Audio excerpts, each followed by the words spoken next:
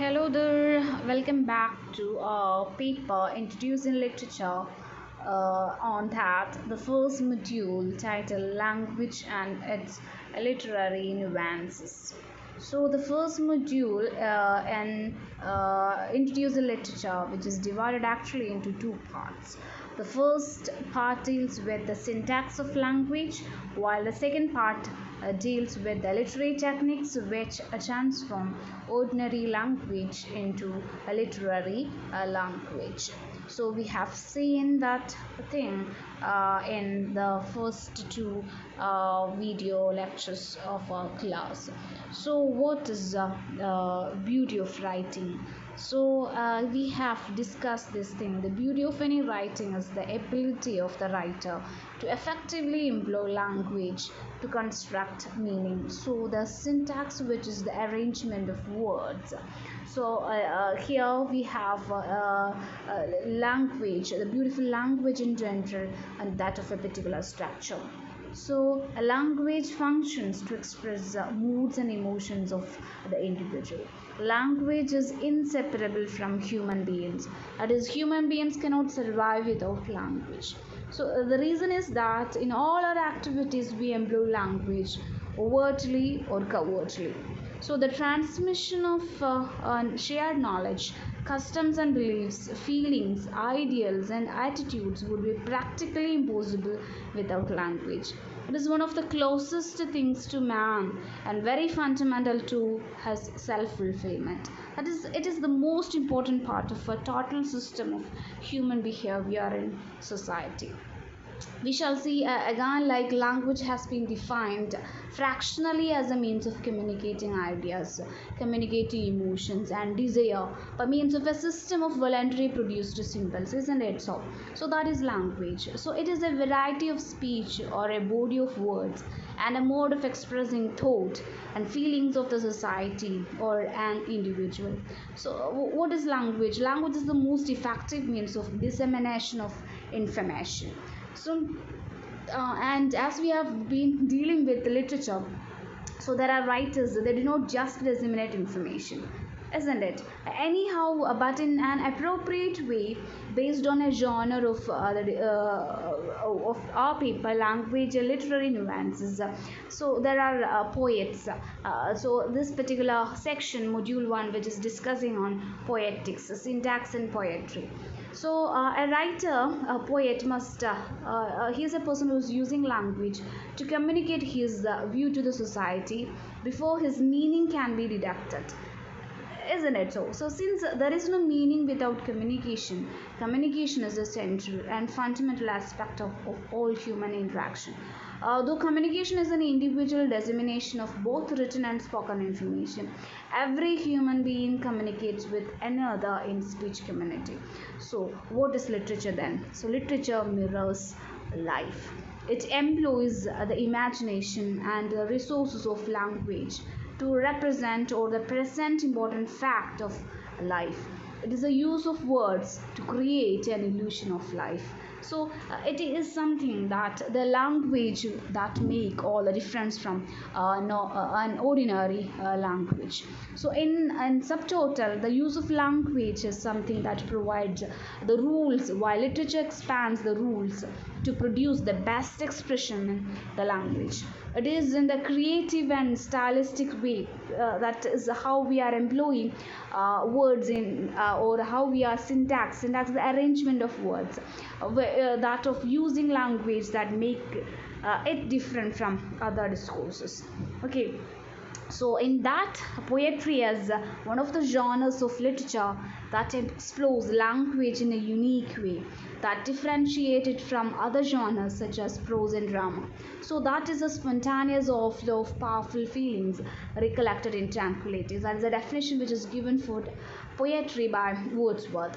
So poetry uses elevated and pleasurable language in a unique way. So there is a particular Webster's dictionary which is defined in poem as this: an arrangement of words in verse, especially rhythmical composition of ideas, emotions in a style more concentrated imaginative and powerful than ordinary speech. So what is poetry then? What is your definition you are giving for poetry? So what is poetry?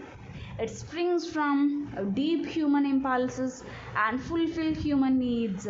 Okay, poetry is deeply involved in the expression of emotions such as love, hate, pain, joy, grief, etc. So all these feelings more can communicate to the reader, communicate with the audience, and proper choice of words. A language which includes style, and we can call them as stylistics. So this is literary nuances. So we are dealing with nuances. What is nuance? Nuance refers to a slight and subtle difference in shades of meaning. So there are two kinds of thing which is known as denotation and connotations. A lot many connotation. The same thing can be interpreted in multiple ways. So something that is nuanced has many different shades of meaning. The same way that a photo might have many different shades of gray. So again we are saying like nuances refers to slight and subtle differences in shades of meaning. It is sometimes difficult to understand, but there are two elements that contribute to nuance, that is connotation, or the ideas and feelings associated with a specific word, and again the second one is subtext, or what's going on beneath the surface of the writing. So the choice of language used in poetry to convey the idea of the poet is of a great importance. Okay, the language is calling us the diction, carries a metaphorical meaning through the creative use of language. The poet carefully selects his words that contain concrete meanings that needed to be broken down to readers to understand. So these words are syntactically arranged. How? These words are syntactically arranged to achieve kind of a style and stylistic effects. So these effects of the poetic language indicate the peculiarity of how they are used by poets. Poets enjoy language immunity to do harm to normal grammatical structure, so as to project certain ideas. So when we ponder over any poems of reference, we can find this too. So beautifying language or generate new expressions that will jolt us out of our mental stupor.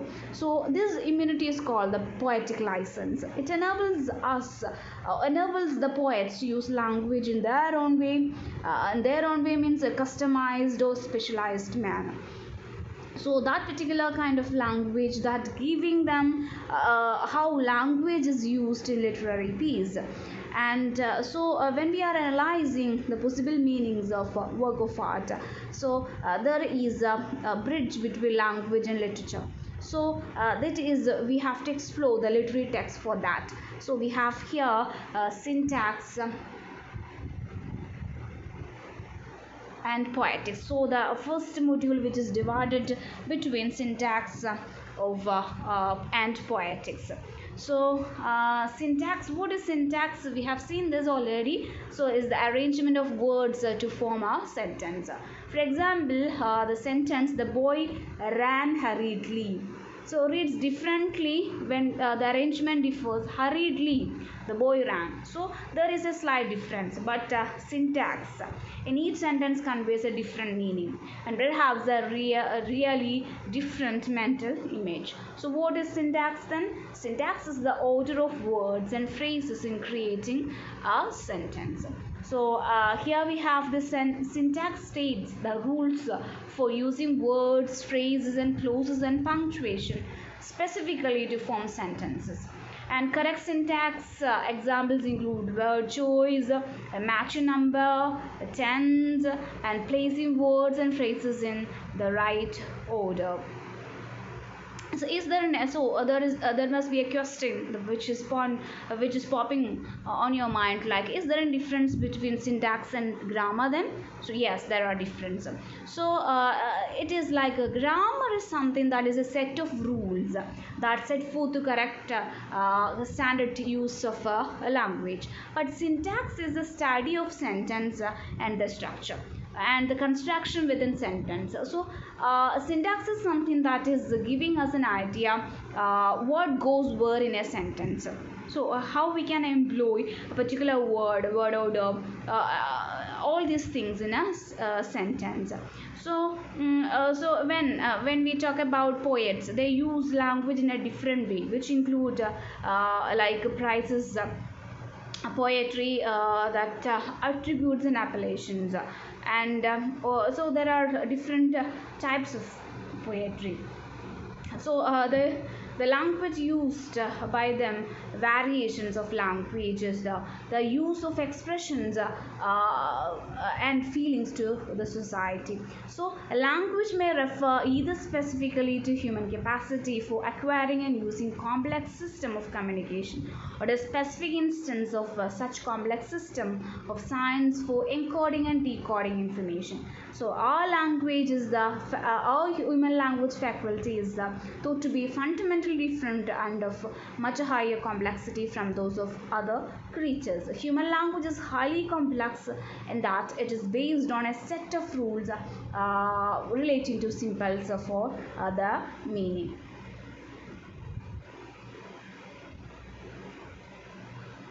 And this is how we are defining syntax.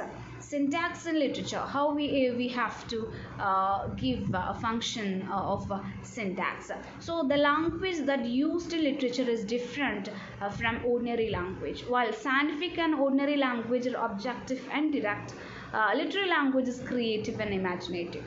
So the arrangement of words and sentences are placed together. So syn and tax. So these two, which is very important, syntax. So the particular word syntax, which is coined from the Greek word syn, syn. Syn means together, and tax mean arranged. So that denotes an orderly or systematic arrangement of parts or elements. And more generally, these elements involve symbols, including mathematical one maybe, and how we are arranging to create preposition or statement, and the symbols, and the punctuation marks, the line shape, stanza form, a metrical scheme, and rhyme patterns, which are also important for understanding poetic syntax. Poetry and syntax. So here we have this kind of thing that to achieve a lyrical, rhythmic, rhetoric or questioning effect, syntax is using. It is not related to the act of choosing specific word actually, but it is even the meaning of each word or the overall meanings conveyed by the sentences. So in the textbook we have the syntactic levels of the transitive and intransitive verb, again which is discussing what is inversion, what is sense group, what is adjunct, collocation, parataxis and hypotaxis. So these are the things which the first part of the language and its literary nuance discussing with syntactic level. And there we have another part in the module 1 which is discussing poetics. So what is poetics? So we shall have a quick on what is poetics. So poetics is a special way of saying things. So that is we have seen it is not an ordinary language. A literary language is creative and imaginative. So ordinary language that conveys simple messages, but literature deals with complex emotions that people experience in their lives. So it is then important to understand the structure of a language in order to understand the literature. Okay, and so any literature which is very different. While we talk about Malayalam literature and English literature, there is lot many difference in the structure of words of each writers are choosing like. So in the section poetics we have the terms like comparison, imagery, metaphor, simile, personification, hyperbole, syllables, rhythm, meter. So these are the terms we have to discuss here, and the poetics. Let me ask you one thing. What is poetics? So what is the poetic language? So poetic language, which is different from the ordinary language. So it may be the tools or the sounds or the meaning that a poet uses in the poem that make the reader more surprised.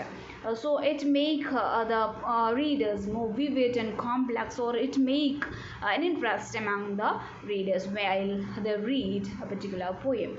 So the idea the poets uses in the language, that is something that is giving meaning rather than what is around with the theme of the poem.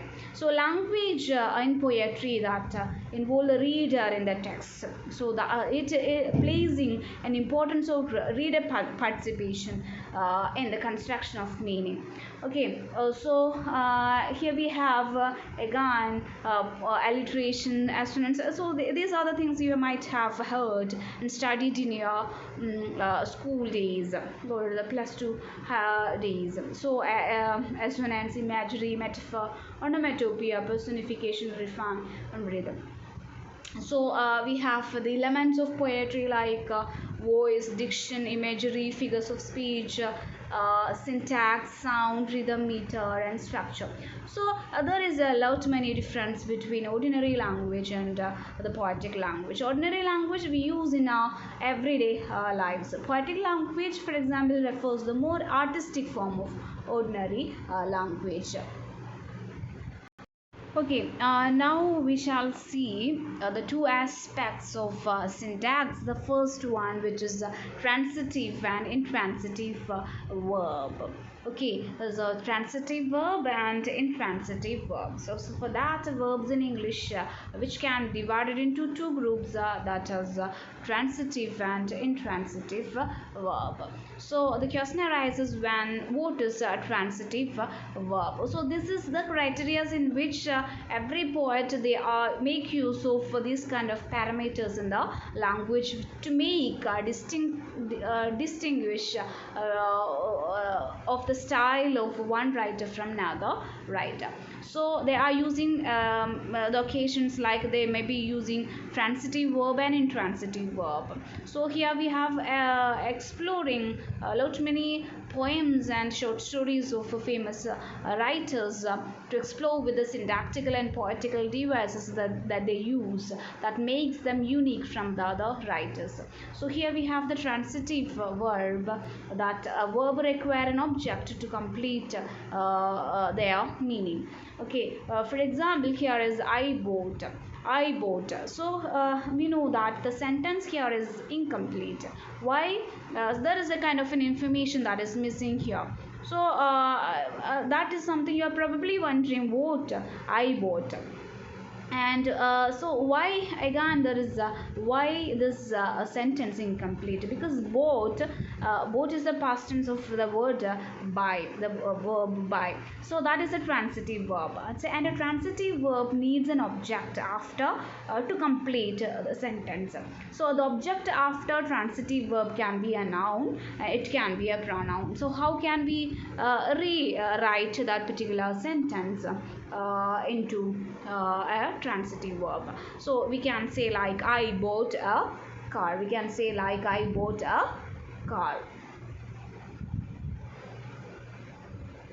Okay, I bought a car. So now the sentence is complete and we can understand it. We added the object a car after the verb. So we have a lot many other examples with that. So she likes. She likes. Is that complete or incomplete? She likes. Okay, this particular sentence is also incomplete and it is incorrect. So she likes what, and what does she like? So like is a transitive verb, so we need an object after the verb. So like she likes chocolate, and now we know that she likes, so this sentence is complete and correct. She likes chocolate. I invited Angelica. And you cannot say just say I invited, because the sentence is incomplete. When we say like I invited Angelica, so the person who is listening would probably ask, whom did you invite? When we say I invited, so we need an object in this case, a person after a transitive verb. What? I invite. I cut. I cut. So if the sentence is like I cut, we need furthermore an object. So the sentence here is I cut my finger. So you cannot just say I cut because the sentence is incomplete. The person who is listening would probably ask, cut what? Cut is a transitive verb because you need to cut something. You cut like an object or a thing. Next, the sentence like the man stole a bike. So we need to say what the man stole in order to understand the sentence. So steal or stole, the past tense of the steal has a transitive verb again. So the object is in this sentence is the bike. So we have seen that transitive verbs need an object after them. So what? It needs an object after them. This object receives the actions of the verb. So transitive verbs always ask what or whom. So like what did you buy? So there is a sentence we have that I bought a car. And what did you cut? I cut my finger. And whom did she invite? I invited Angelica. So the structure is goes like subject plus transitive verb plus object. So these same rules we can apply with the phrasal verbs too. So in the particular sentence, you know phrasal verbs, that is verb plus the preposition, verb plus preposition. So if someone says I'm looking for, she would automatically think looking for what, and looking for whom. So we need to add an object to make the sentence what? Complete. So like we can say like I looking for my passport. So my passport is the object that I'm looking for. And now we have this thing, transitive verbs here. So lot many examples which is given again. So we enjoyed the concert, I opened the door, she kicked the ball, she took me to a restaurant, I saw an accident, he copied my answer.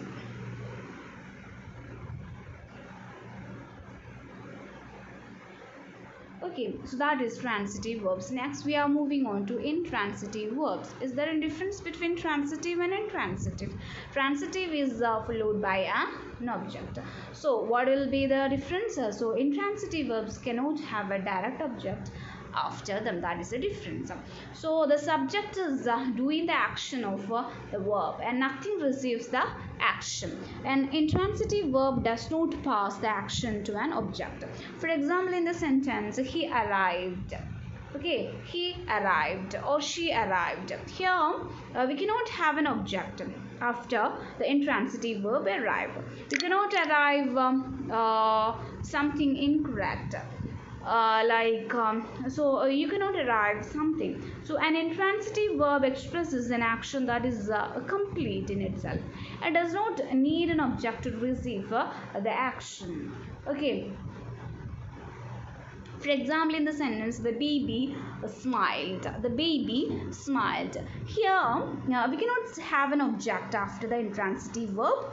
What is the intransitive verb here? Smiled. You cannot smile something. The smile smiled something. So that is incorrect. So the second example, the apple fell from the tree.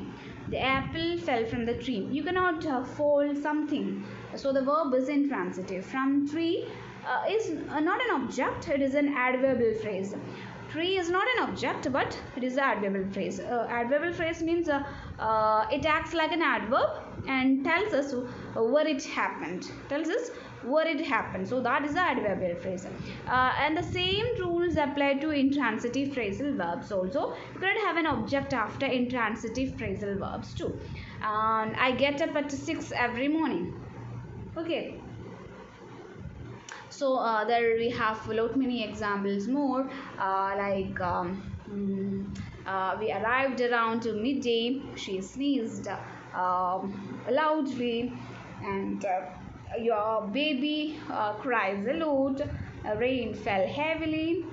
We sat on the bench.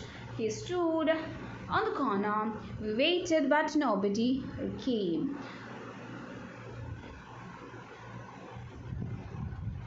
Okay, we shall just have a sum up of what is. There are exceptional cases like in between verbs that are intransitive and intransitive. So many verbs can be both transitive and intransitive. They can be transitive in one sentence and intransitive in another sentence.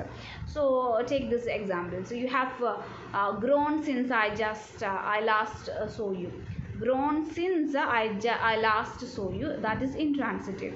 When you have this sentence like you have grown a beard, since I last saw you. You've grown since I last saw you, that is intransitive. You have grown a beard since I last saw you, that is transitive. So sometimes the meaning changes depending on whether the verb is transitive and intransitive.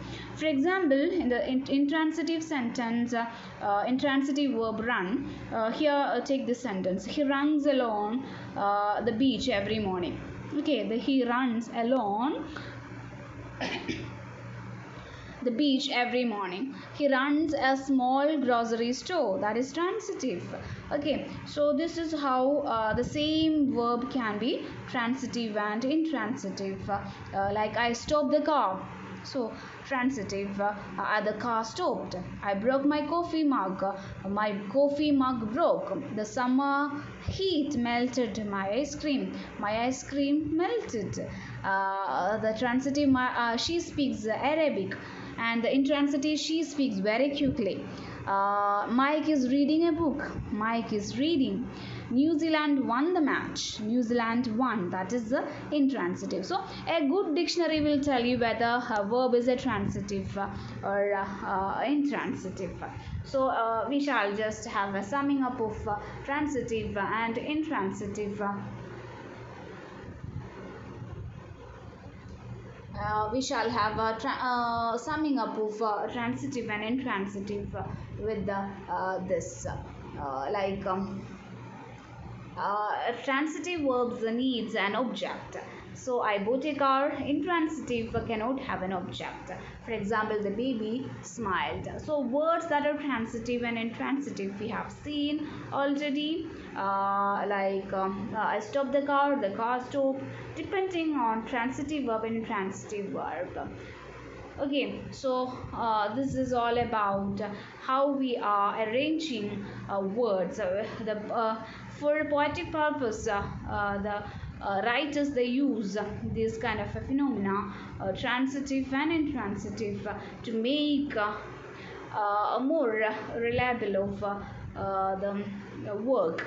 So this is very important. So verbs which can take a single verb and transitive and intransitive, which is important. That is all about this lecture.